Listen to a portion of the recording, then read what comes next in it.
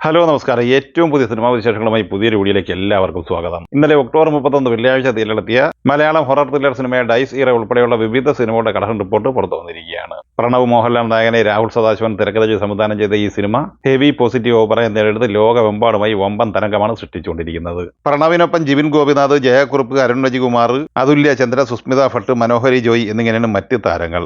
സിനിമയുടെ ആദ്യ ദിവസമായ ഇന്നലെ വെള്ളിയാഴ്ചയിലെ കേരള കളക്ഷൻ റിപ്പോർട്ട് പുറത്തു വരുമ്പോൾ ഈ സിനിമയ്ക്ക് 5 കോടിയിൽ എത്തിച്ചേരാൻ കഴിഞ്ഞിട്ടില്ല.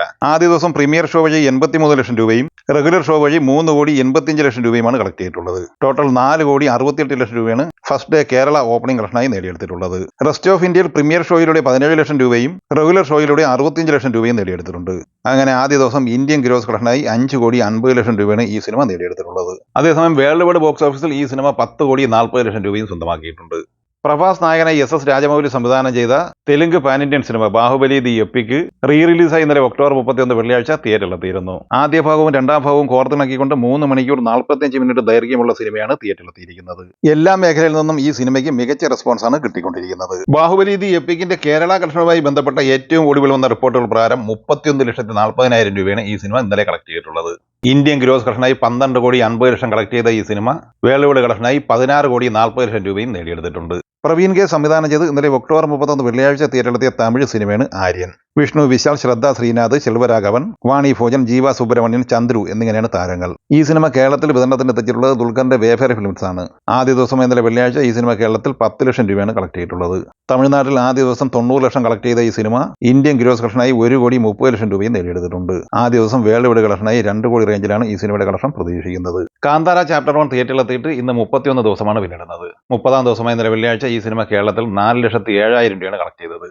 അങ്ങനെ 30 ദിവസം കൊണ്ട് കേരളത്തിൽ 55,25 ലക്ഷം രൂപയാണ് ഈ സിനിമ കളക്ട് ചെയ്തിട്ടുള്ളത്. വേൾഡ് വൈഡ് കളക്ഷൻ 830 കോടി റേഞ്ചിലാണ് എത്തിച്ചേർന്നിട്ടുള്ളത്. ഷറഫുദ്ദീൻ നായകനെ പ്രണീഷ് വിജയൻ തിരക്കഥ സംവിധാനം ചെയ്ത് ഒക്ടോബർ 16 ദീപാവലി റിലീസായി തിയേറ്ററിലെത്തിയ മലയാള സിനിമയാണ് ദി പെറ്റി ഡിറ്റക്റ്റീവ്. നിലവിൽ 3-ാം വാരത്തിലേക്ക് കടന്നിരിക്കുന്ന ഈ സിനിമ ക്ലീൻ ഹിറ്റ് വിജയം സ്വന്തമാക്കിയിട്ടുണ്ട്. 16-ാം ദിവസമായ ഇന്നലെ വെള്ളിയാഴ്ച ഈ സിനിമ കേരളത്തിൽ കളക്ട് ചെയ്തത് 15,75,000 രൂപയാണ്. അങ്ങനെ 9,71 ലക്ഷം രൂപയാണ് ഈ സിനിമയുടെ 16 ദിവസത്തെ കേരള കളക്ഷൻ.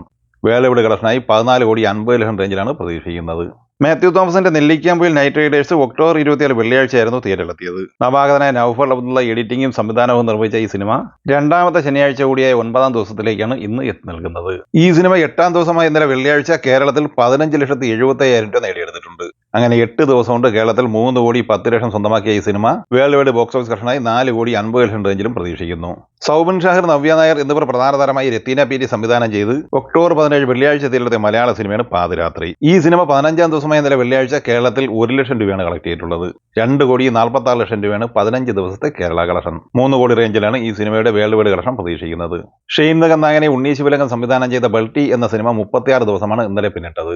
ഈ സിനിമ ഇന്നലെ കേരളത്തിൽ 1,15,000 രൂപ കളക്ട് ചെയ്തിട്ടുണ്ട്. 36 ദിവസത്തെ ഈ സിനിമയുടെ കേരള കളക്ഷൻ 9,30 ലക്ഷം രൂപയുമാണ്. സിനിമയുടെ വേൾഡ് വൈഡ് ഗ്രോസ് കളക്ഷൻ 13,25 ലക്ഷം റേഞ്ചിലാണ് പ്രതീക്ഷിക്കുന്നത്.